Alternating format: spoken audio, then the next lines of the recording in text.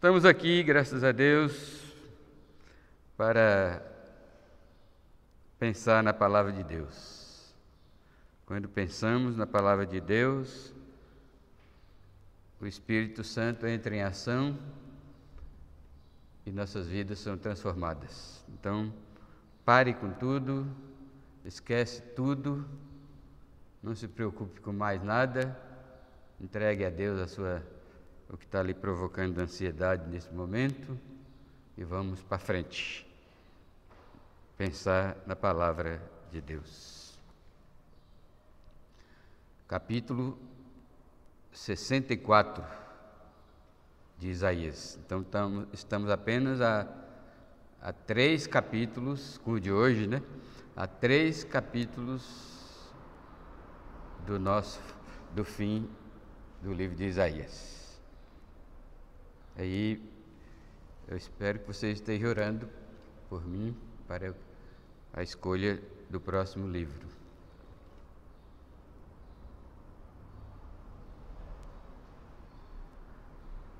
Quer dizer, parece que já escolhi, mas precisa de oração para Deus confirmar.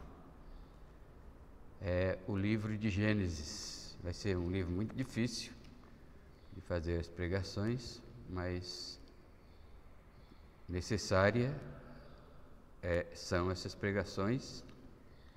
E como diz Paulo, tudo que foi escrito para o nosso ensino foi escrito. Não devemos desprezar nada. O desafio é tornar prático todo o texto da Palavra de Deus. O desafio é torná-lo prático em nossas vidas. Não torná-lo no sentido de que originalmente ele não é prático, mas devemos assimilar a Palavra de Deus de modo aplicativo para as nossas vidas, porque a Bíblia se aplica a cada área da vida do povo de Deus. Foi para isso que Deus nos deu a sua palavra. Então, o capítulo 64 fala do relacionamento com Deus, do relacionamento, vamos dizer assim, adequado com Deus, relacionamento correto com Deus, né? Então, o tema poderia ser dito da seguinte maneira: o relacionamento com Deus na nova aliança, confissão de pecados. Na nova aliança, assim como na antiga, mas na nova aliança, mais acentuada, o relacionamento, é mais acentuado o fato de que o relacionamento com Deus é baseado em confissão de pecados. Porque, embora a nova aliança seja, o relacionamento com a nova aliança se inicia com o novo nascimento, com a transformação do nosso coração, quando Deus nos dá um coração, um espírito novo, como diz Ezequiel, um espírito novo e um coração de carne. Mesmo assim, o pecado ainda nos perturba, ele nos perturbando, a gente pode cair no pecado, e caindo no pecado, a gente pode desagradar a Deus, e aí perece ou sofre a comunhão com Deus. O relacionamento com Deus fica fragilizado, né? Porque o que nós lemos lá em Isaías 59 e que é repetido nessa oração é que Deus vira o seu rosto por causa dos nossos pecados. Ele se esconde o seu rosto de nós quando estamos em pecado. É a única vez que Deus, por assim dizer, nos abandona, é quando estamos em pecado. Porque ele não pode, porque como diz outra passagem, diz que ele é tão puro de olhos e não pode ver o mal. Então, aí Deus se afasta, é a única vez que Deus se afasta de nós. Deus nunca se afasta de nós nas nossas fraquezas, nas nossas limitações, nas nossas dificuldades, nas nossas provações e sofrimentos, mas quando admitimos o pecado em nosso coração, em nossa vida, Deus praticamente nos abandona. Isso está no Velho Testamento como está no Novo, quando Paulo diz: e não entristeçais o Espírito de Deus, no qual foste selado para o dia da redenção. Então, a nova aliança é marcada por um relacionamento do crente com Deus baseado em confissão de pecados. Então, o relacionamento dos participantes da nova aliança com Deus é baseado na confissão de pecados, pois até a consumação da nova aliança, quando se consumará a nova aliança? Lá no novo céu e na nova terra. Mesmo o milênio não é ainda a consumação da nova aliança. Ainda estamos ainda em plena nova aliança. Então, até a consumação da nova aliança, seus participantes ainda estarão sujeitos ao pecado, o qual ainda bloqueará a comunhão com Deus. Portanto, é de extrema necessidade a confissão de pecados para os participantes da nova aliança. E se você deseja viver em paz com Deus e desfrutar da paz de Deus na nova aliança, você precisa tratar com seriedade os seus pecados. Esta é a mensagem que nos traz o capítulo 64. E para confirmar essa mensagem, o texto nos diz que você deve clamar e esperar na misericórdia de Deus, pois esta passagem é uma oração de misericórdia. Veja que oração de misericórdia faz o livro de Isaías, né? Lembrando que a Bíblia toda ela é conectada uma passagem à outra, né? Mas umas mais do que a outra, e o capítulo 64 está extremamente conectada ao capítulo 63, né? Onde há primeiramente um diálogo entre o profeta e Deus, no qual Deus confirma a sua aliança com o seu povo, e num segundo momento, a partir do versículo 7, o profeta faz uma oração de louvor, de adoração e agradecimento por tudo que Deus tem feito, por tudo que Deus está fazendo e ainda fará, com base na sua aliança, em cumprimento da sua aliança com o seu povo. Lembrando que quando nós falamos aliança de Deus com o seu povo, não é como a antiga aliança.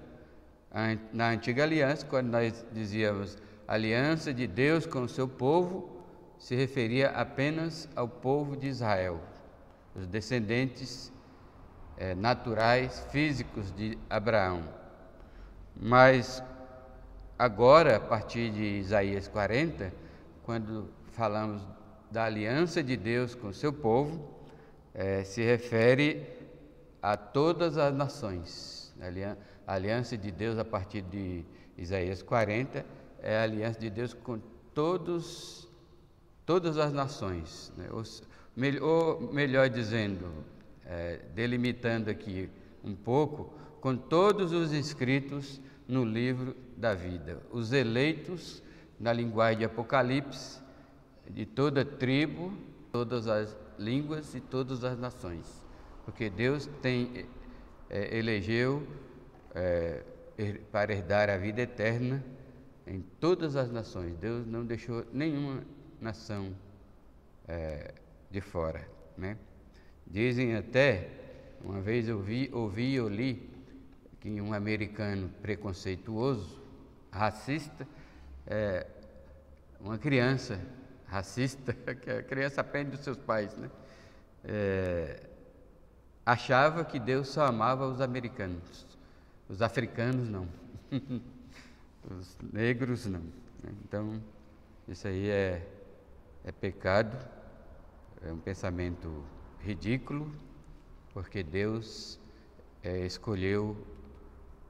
elegeu para a salvação, para herdar a vida eterna, povos de todas as línguas, tribos e nações.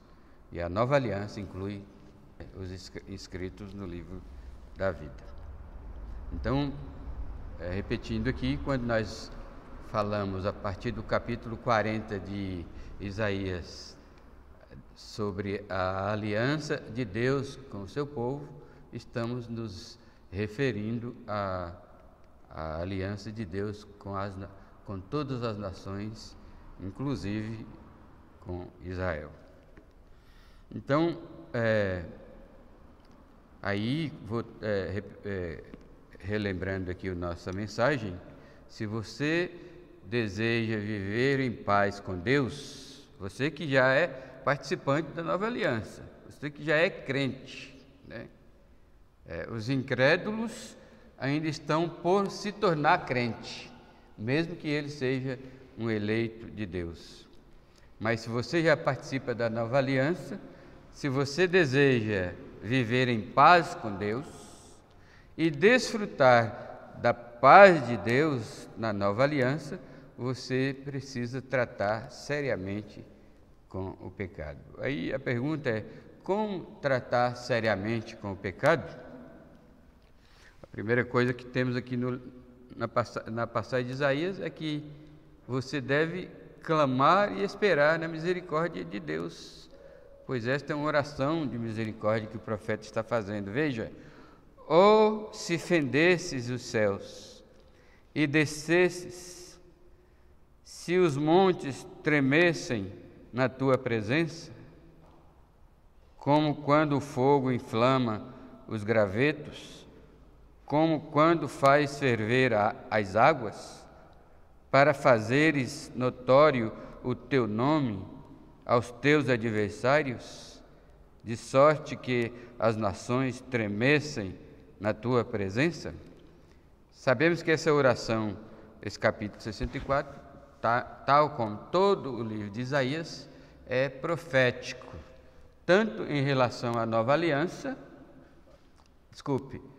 tanto em relação ao exílio dos judeus e o seu retorno, como a primeira vinda do Messias, como a segunda vinda do Messias, que o Senhor sempre chamou de consumação do século, né? Então, aqui nessa passagem, Isaías está profetizando, está se referindo aos grandes tormentos e juízos do porvir, que Deus quando Deus descer à terra, né?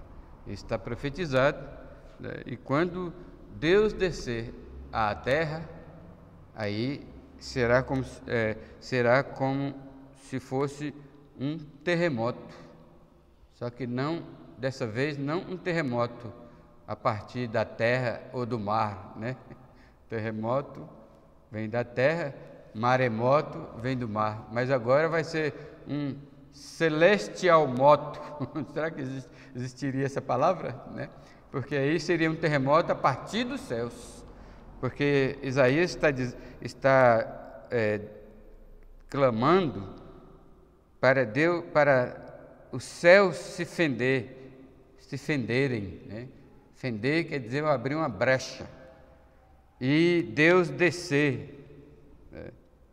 E os montes, quando Deus descer do céu, quando os céus se abrirem e Deus descer descer de lá, os montes vão tremer.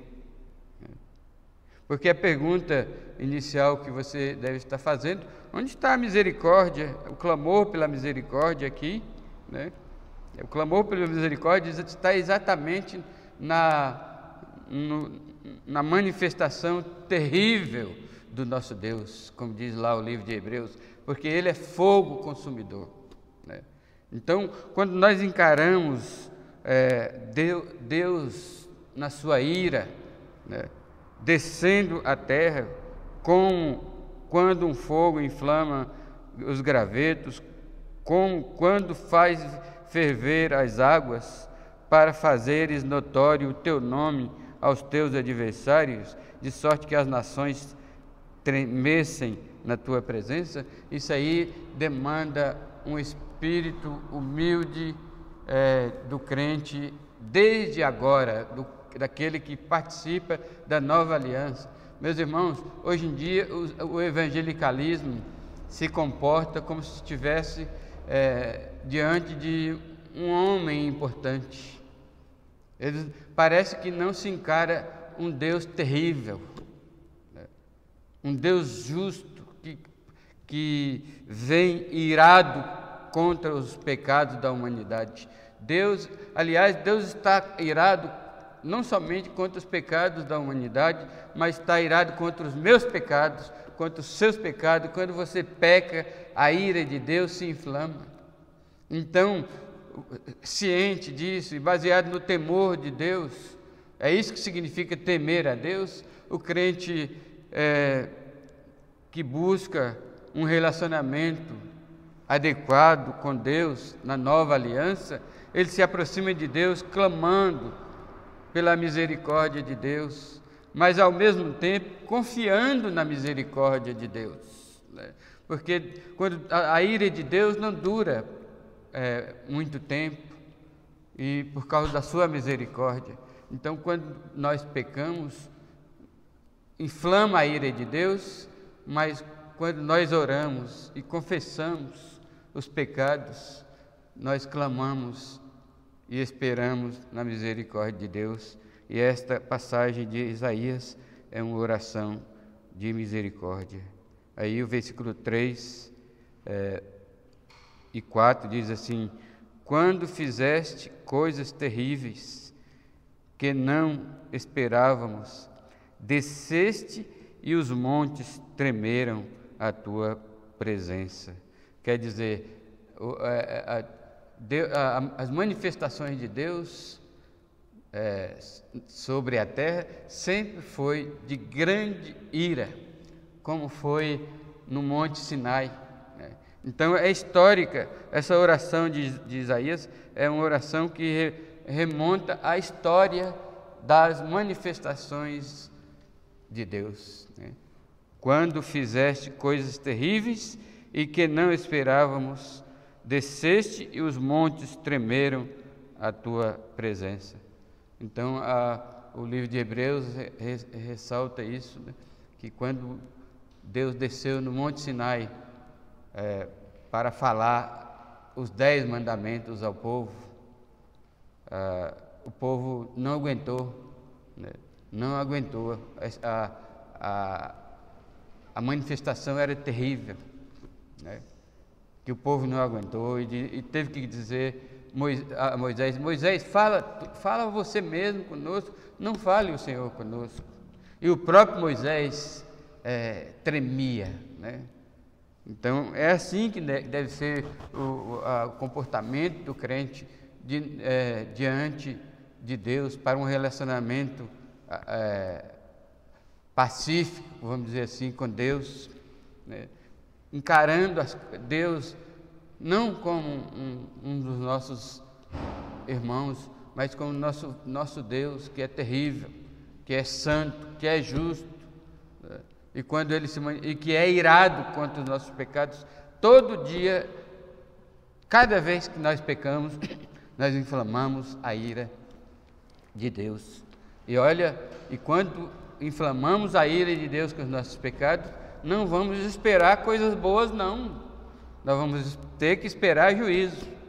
Mas se esperarmos o juízo da parte do nosso Deus por sua ira, por causa dos nossos pecados, se realmente esperamos, porque muitos crentes vivem de uma forma leviana, né? Se divertindo com seus próprios pecados, zombando de Deus, e a Bíblia diz que Deus, na sua ira, ninguém zomba de Deus ninguém zomba. Então, quando os crentes tiverem noção da maldade do seu pecado e da afronta que ele é contra Deus, ele vai clamar por misericórdia. Aí, continuando lendo aqui a história, na oração de Isaías, ele diz: porque desde a antiguidade não se ouviu, nem com o ouvido se percebeu, nem com os olhos se viu Deus além de ti, que trabalha para aquele que nele espera. Isso aqui é a ênfase de Isaías nesta oração de clamor e espera pela misericórdia de um Deus irado com os nossos pecados, é que ele já tinha experiência da misericórdia de Deus. Desde a antiguidade, a experiência de Isaías e a experiência do povo judeu era de que Deus trabalha para aquele que nele espera. Ou seja, o povo de Deus confia em Deus, espera em Deus, e Deus está trabalhando para o nosso bem.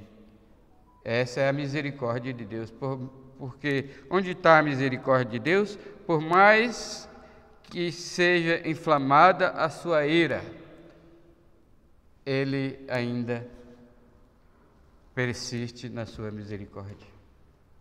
E por isso, o nosso relacionamento com Deus começa com um clamor, uma confiança, uma espera na sua misericórdia. E aí o crente confessa os seus pecados. Amém? A próxima verdade escrita aqui nessa oração é que você deve confrontar-se com a justiça de Deus, pois esta é uma oração por justiça. Ou seja, quando o pecador deseja levar a sério os seus pecados e receber e desfrutar o perdão de Deus, ele também fica disposto a postar-se frente a frente com a justiça de Deus. Então, ao mesmo tempo que o pecador crente,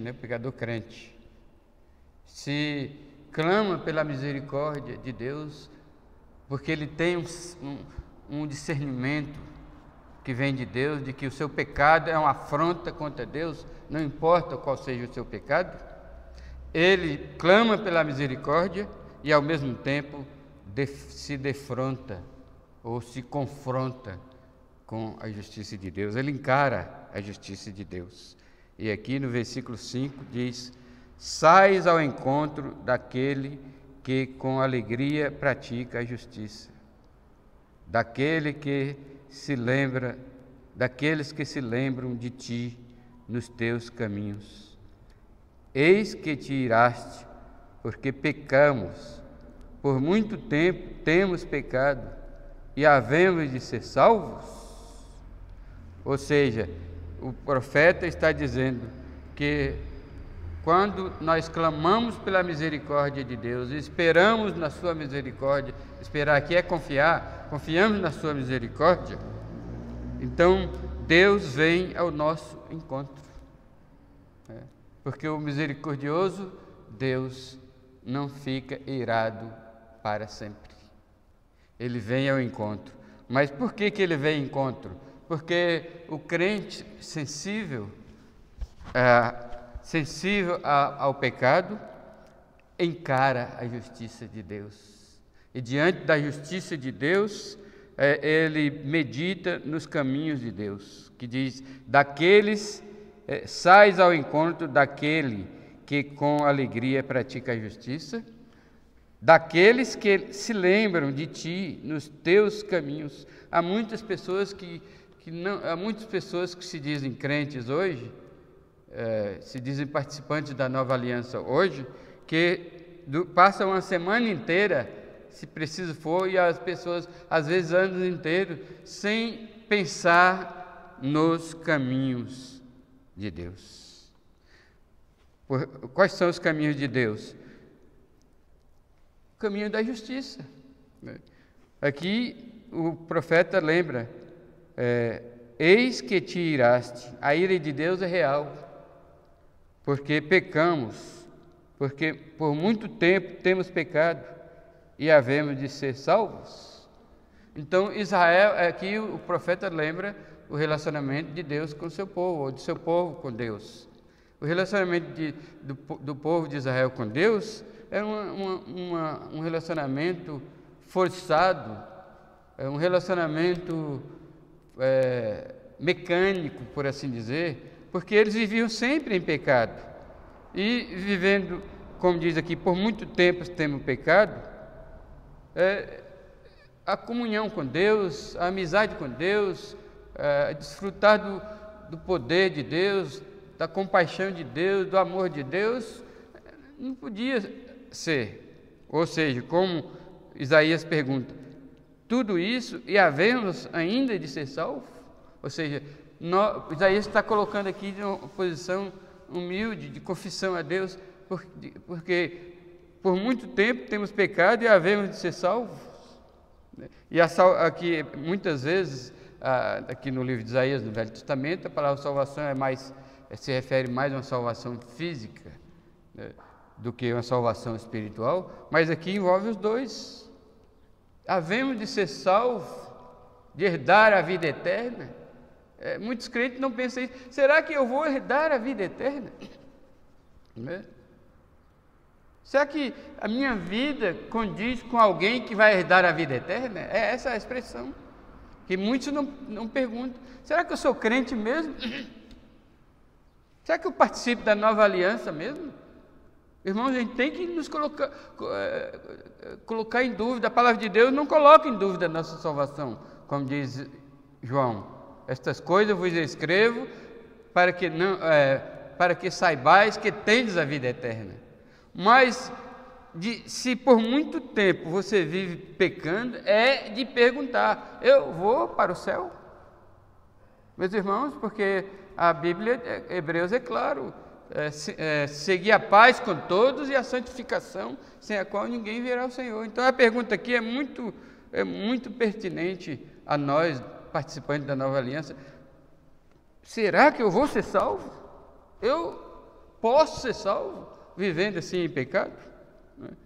Essa meditação é importante na vida do crente, que vive em pecado, repetindo pecado, né? Mas aí, por que essa pergunta? Essa pergunta porque o profeta está humildemente confessando a Deus os seus pecados. Aí ele diz: havemos de ser salvos, mas todos nós somos como imundo. Aqui o profeta Isaías está representando o povo de Israel na nova aliança. Mas todos nós somos como imundo, e todas as nossas justiças como trapo da imundícia. Todos nós murchamos como a folha, e as nossas iniquidades como um vento nos arrebata. Irmãos, porque as nossas palavras, os nossos pensamentos, as nossas ações são reflexo da nossa vida. Se somos como imundo, o que sai de um vaso imundo? O que se pode esperar de um vaso imundo? Sujeira, né? Você pode até colocar água potável ali dentro daquele vaso, pode colocar até água filtrada ali dentro do vaso, água ozonizada dentro do vaso. Quando ele derrama sujeira, né? porque somos como na nova aliança, pertencendo à nova aliança, nós somos como imundos. Aí as nossas justiças, ou tentativa de praticar a justiça, não sai justiça, né? Sai pecado. Então é pecado em cima de pecado. Então o crente deve analisar a sua vida para ver que os frutos da sua vida não são imundos, né? Não são injustiça. Né? Agora, no caso aqui, o profeta está confessando: como somos imundos, as nossas justiças, aquilo que nós fazemos, são trapo da imundícia. Né? Como eu estou entre adultos aqui, eu vou dizer o que significa esse trapo de imundícia. Alguém aqui sabe? Aqui o trapo da imundícia é os panos da menstruação. Né? Já pensou? É assim que a Bíblia retrata as obras de pessoas que acalenta injustiça em sua vida. Mas o profeta está reconhecendo isso, e você deve reconhecer isso, que você é como um imundo. E quando você tenta praticar a justiça, sai trapo de imundícia. Aí você se torna inútil, porque o versículo diz: e todos nós murchamos como a folha. Né? Para que serve a folha murcha? Né? Para nada. E as nossas iniquidades está sempre imperando sobre nós, porque ele tem poder de, como um vento, nos arrebatar. Então por isso que a mensagem é: se você quer realmente viver em paz com Deus, gozar da sua paz, deve levar os seus pecados a sério. E como é que se leva o pecado a sério? Confessando e deixando. Amém? E o versículo 7 termina dizendo, com relação ao povo de Israel da época de Isaías, o capítulo 64, assim como os capítulos 40, se refere à nova aliança. E aqui está profetizando a profecia sobre a nova aliança. Vai dizer: já ninguém há quem invoque o teu nome, ó Deus, que se desperte e te detenha, que é te deter em comunhão. Muitos crentes não se importam em perder a comunhão com Deus. Ele até se importa em perder a amizade de um parente, e faz de tudo para não perder aquela amizade com o parente, ou com o vizinho, ou com um amigo, mas com Deus ele não se importa. Irmãos, é mais terrível, é muito pior, né? As consequências são muito mais rigorosas do que perder a comunhão, a amizade de Deus, do que de um parente, de um amigo, de um vizinho.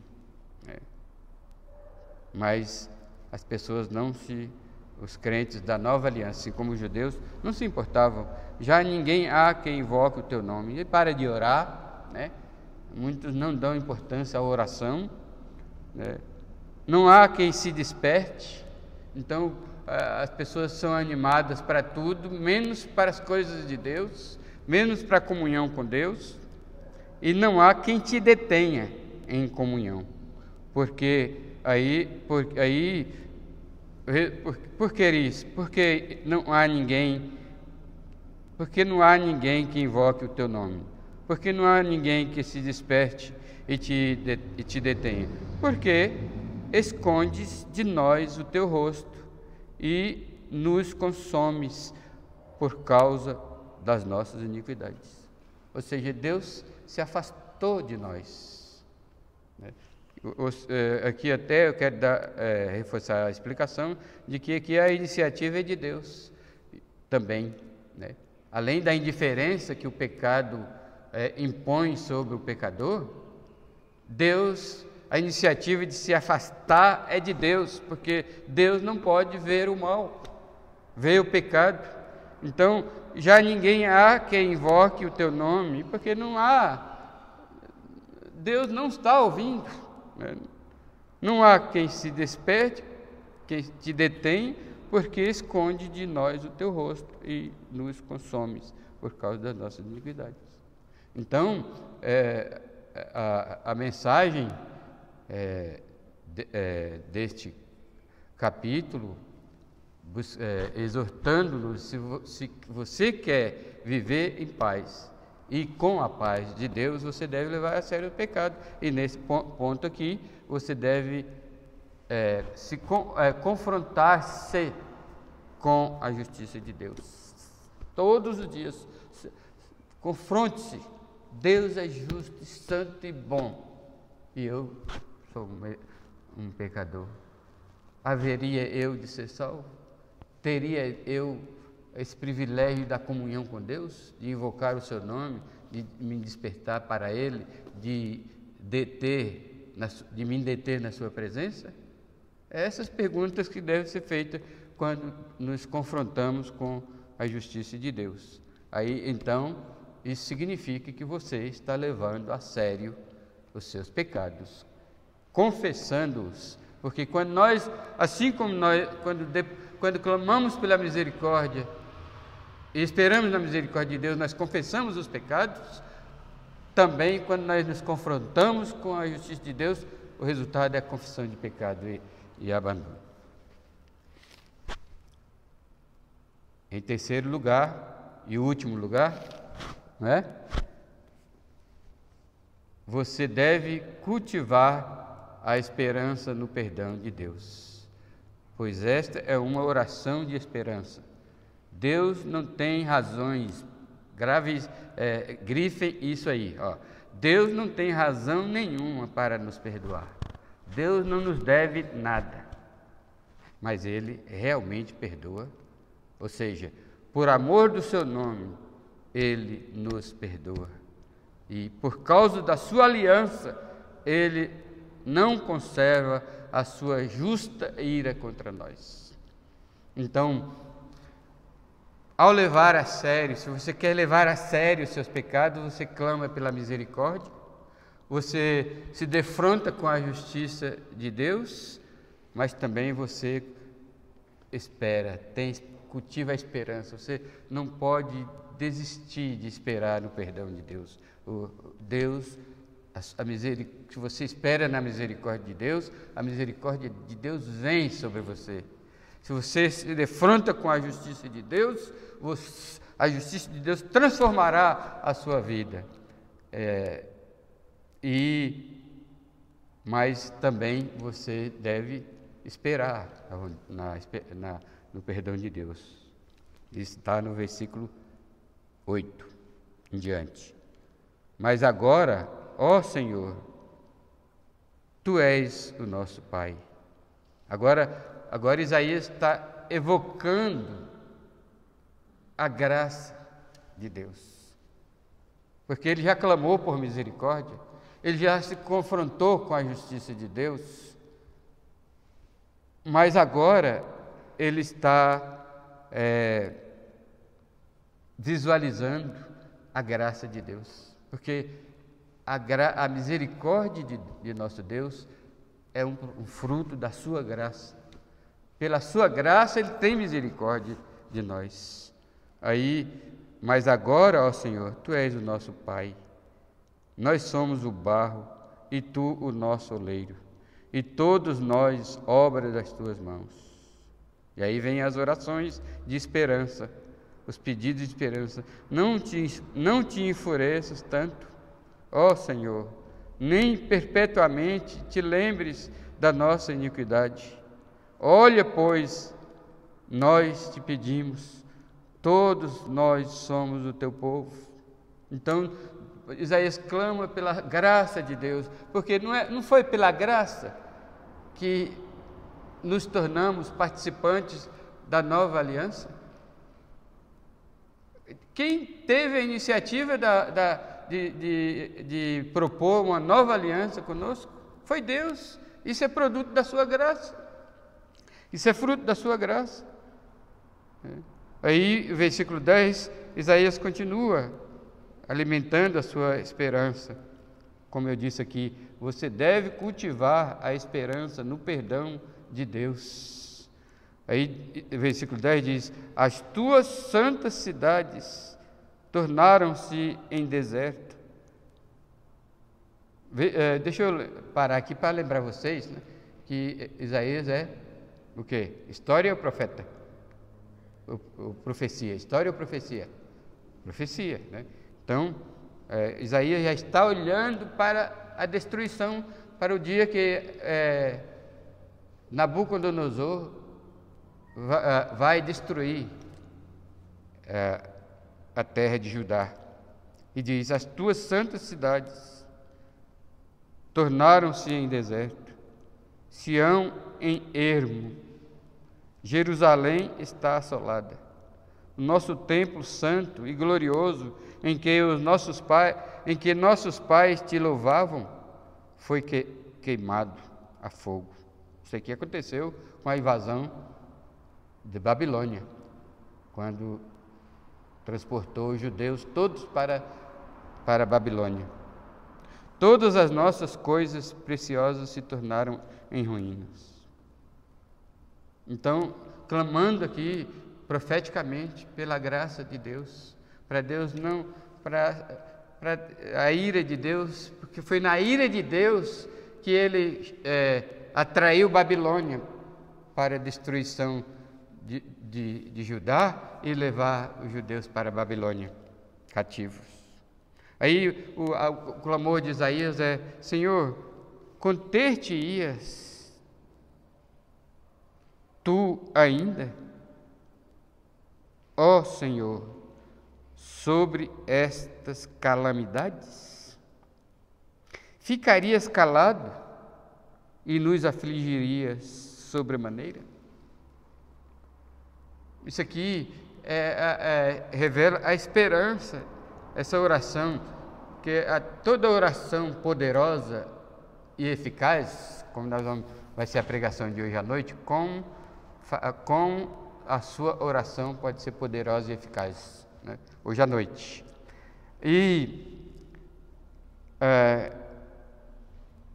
a oração de Isaías, como eu estava dizendo, toda oração poderosa e eficaz é feita com base no conhecimento da graça, do poder e da misericórdia de Deus. Por isso, Isaías faz uma oração perguntando: ó Deus, o Senhor vai nos afligir mais ainda? Né? Ou o Senhor vai dar uma trégua? Né? Porque, infelizmente, meus amados irmãos, a misericórdia de Deus, isso é bom demais, né? Por enquanto é uma mera trégua, porque depois voltamos a pecar e a ira de Deus vem sobre nós. O que é trégua? Uma pausa na guerra. Deu uma pausa na guerra. Então, mas não é a vontade de Deus isso, né? Porque os judeus, na profecia de Isaías, não vai tratar disso, ou trata nas entrelinhas, mas os judeus serão castigados no cativeiro da Babilônia, milagrosamente pela providência divina em suscitar o rei Ciro, que os libertou e favoreceu o seu retorno para a sua terra novamente, mas lá de novo eles voltaram a pecar, né? E Israel hoje continua a pecar. E o povo da nova aliança, a mesma coisa, né? Então, temos que cultivar a esperança no perdão de Deus, porque esta passagem aqui se refere à esperança. Isaías está com profunda esperança na misericórdia, na bondade, na graça e no poder de Deus. Então, para encerrar a pregação, agora, hoje nós vamos terminar mais cedo, né? Se você deseja viver em paz com Deus, e o crente verdadeiro deseja viver em paz com Deus, não é bom brigar com Deus. Ele é mais forte, Ele nos vencerá. Se Deus quisesse, Ele nos destruiria, não abrir e fechar de olhos. Então, se você deseja viver em paz com Deus, em harmonia com Deus, e além disso, desfrutar da paz de Deus, porque tem diferença, paz com Deus e a paz de Deus. Na nova aliança, você precisa tratar com seriedade os seus pecados. Você não pode permanecer pecando, irmão. Não pode. E tem mais, quando nós falamos de você confrontar com a justiça de Deus, significa que, porque muitos crentes estão vivendo em pecado, mas achando que está vivendo, está bem, está tudo bem, né? Mas certas atitudes práticas e pensamentos dele são pecados, ele não percebe, porque ele não se defrontou com a justiça de Deus. Então, se você tem esse desejo no coração, que é um desejo de todo crente, e se você não tem esse desejo, você não é crente, então, se você já participa da nova aliança, confesse já os seus pecados, fazendo as seguintes coisas: clamando e confiando na misericórdia de Deus, confrontando-se com a sua justiça, e cultivando a esperança no perdão de Deus. Dessa maneira, você desfrutará sempre da paz com Deus e da paz de Deus. Aliás, desta e somente desta maneira, você desfrutará da paz de Deus. Você será bem-aventurado todos os dias. Amém? Deus nos abençoe e faça com que o nosso relacionamento com Deus seja sempre de confissão de pecados. Agora você pergunta aqui, só para responder sua dúvida, mas o nosso relacionamento com Deus é só confissão de pecados?